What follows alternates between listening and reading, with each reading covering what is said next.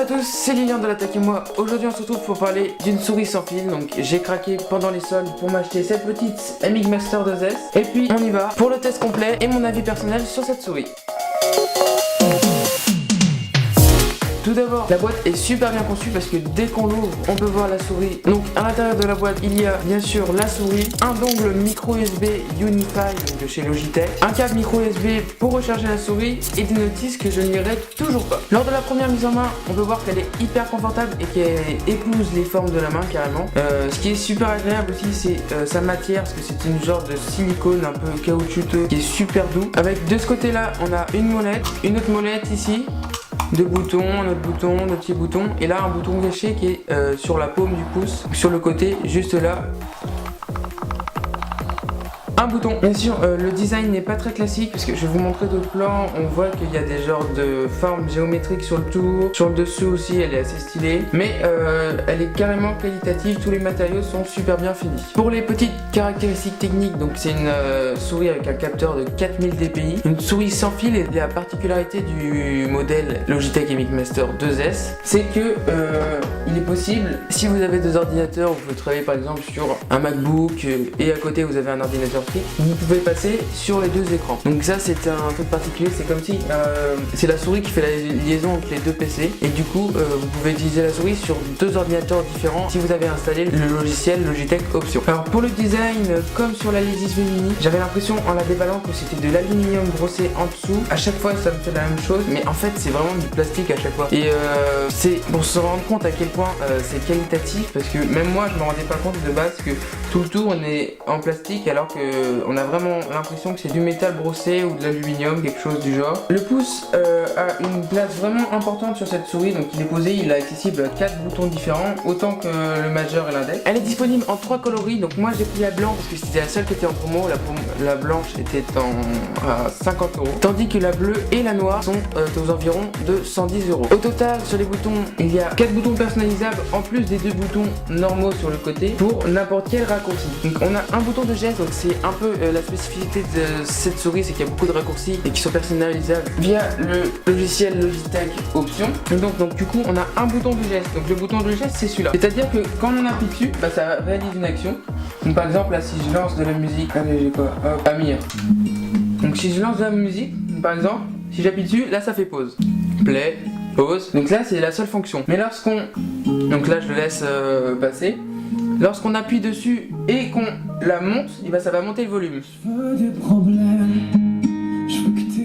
Et pareil.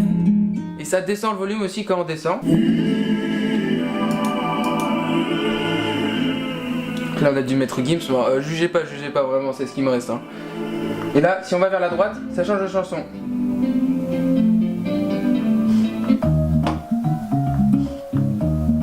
Voilà, bon on arrête. Donc ça c'est personnalisable dans le logiciel il y a plein de presets disponibles directement sur l'application. Si vous créez vos presets vous-même, ce sera encore mieux pour la personnalisation. Donc cette molette là sur le côté, vous pouvez la personnaliser aussi dans le logiciel. Par exemple moi sur le navigateur, je peux changer les onglets. C'est très pratique. Et donc cette molette là, je vous disais que donc ce bouton d'alternance, il permet de faire ça, de passer de la roue crantée à la roue libre. Sauf que vous pouvez programmer pour que ce soit intelligent, qu'à partir d'une certaine vitesse, la roue se mette en roue libre. Donc si vous voulez faire défiler des pages web entières ou des documents, des PDF, etc. c'est très pratique. Du côté de l'autonomie, on est à 70 jours annoncé. Donc moi je l'utilise depuis environ 15 jours et j'ai pas eu besoin de la recharger. Elle est à 2 bars, elle est toujours à 2 bars ici. Et donc vraiment, donc pour l'instant aucun problème d'autonomie de ce côté là. Du côté connexion, elle se connecte aussi bien en Bluetooth que par un dongle USB qui est juste ici. Donc c'est ce petit dongle là. Donc moi j'utilise via le dongle parce que sur mon PC je n'ai pas le Bluetooth. Même si vous avez des PC plus récents, vous avez certainement le Bluetooth. Au niveau de la connectique, je suis toujours un peu déçu du micro USB,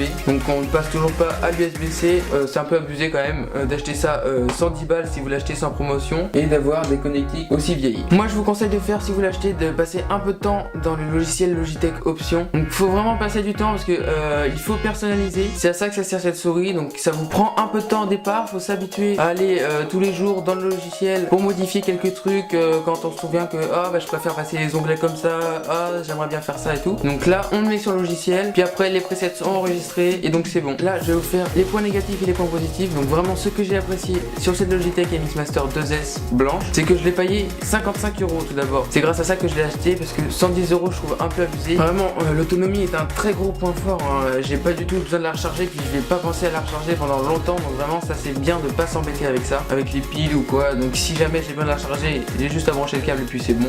Ce que j'apprécie ici par-dessus tout, c'est qu'il n'a pas besoin de tapis de souris. Donc les patins sont super bien conçus et le capteur fait qu'on peut même par exemple la passer sur du verre et elle marchera toujours.